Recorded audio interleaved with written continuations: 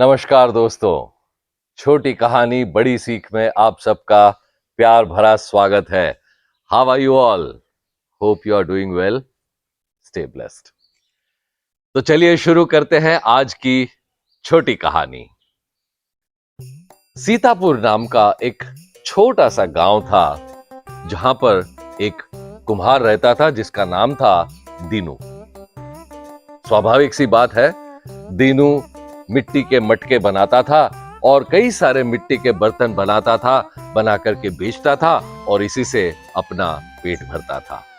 और उसके इस काम में उसका साथ देता था एक गधा जिसका नाम दीनू ने बड़े प्यार से रखा था वैशाख नंदन, क्योंकि वैशाख नंदन दीनू की बहुत सहायता करता था।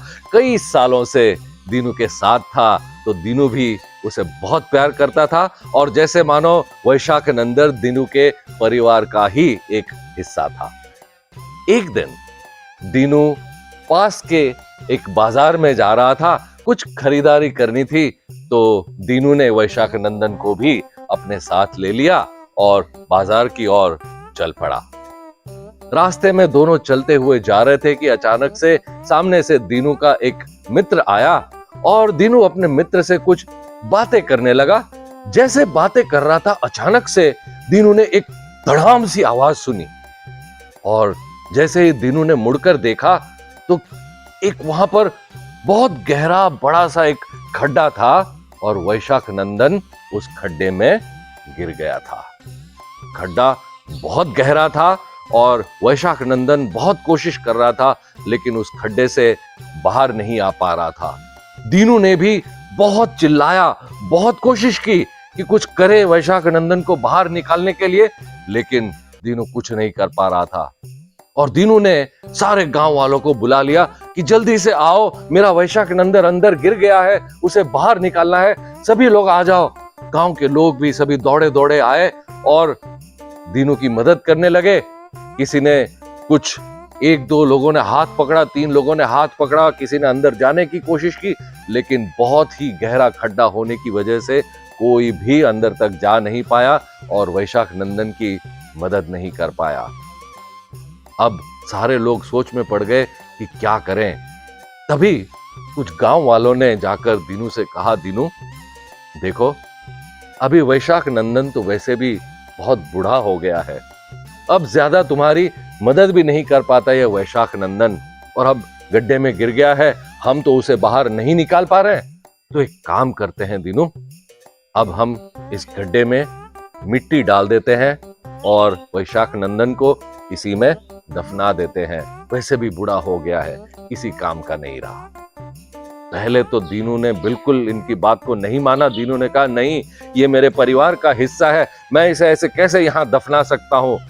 लेकिन कुछ देर बाद जब बहुत कोशिश की, कुछ नहीं हो रहा था, तो आखिर दीनू ने भी कहा, ठीक है, अगर यही किस्मत है तो यही सही। और इस तरह सारे गांव वाले गए और ढेर सारी मिट्टी लेकर के आए और एक एक करके गड्ढे में सारे लोग मिट्टी डालने लगे। अब वैशाख नंदन गड्ढे में खड़ा था, अचानक से सर पे आकर मिट्टी गिरी और वैशाख नंदन ने अपनी बॉडी को ऐसे झटक दिया और वो मिट्टी नीचे गिर गई। फिर कुछ मिट्टी आई, फिर सर पे गिरी, फिर वैशाख नंदन ने अपने शरीर को झटक दिया, फिर मिट्टी नीचे गिर गई। ऐसे करते करते कुछ देर बाद इतनी सारी मिट्टी आ गई थी और वैशाख नंदन ने झटक दी थी। अब वैशाख नंदन ने अपने पैर उठाए और उस मिट्टी के ऊपर रख दिए।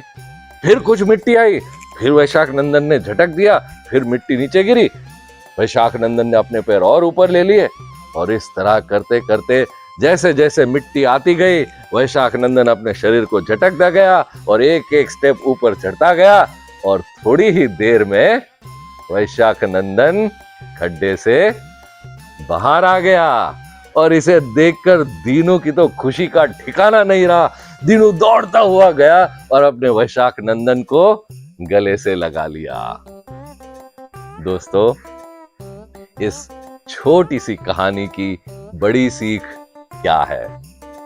बड़ी सीख यही है कि जब हम मुसीबत में होते हैं तो दुनिया हो सकता है हमारे ऊपर मिट्टी डाले, हो सकता है हमारे ऊपर कीचड़ उछाले, हो सकता है हमारे ऊपर पत्थर फेंके, ईंटें फेंके, बहुत कुछ हो सकता है, लेकिन हमें वैशाख नंदन की तरह उसी मिट्टी को, उसी कीचड़ को, उसी पत्थर और ईंट को हमारे लिए स्टेप्स एक सीढ़ी की तरह बना लेना है और उस पर पैर रखते रखते मुसीबतों से बाहर आना है।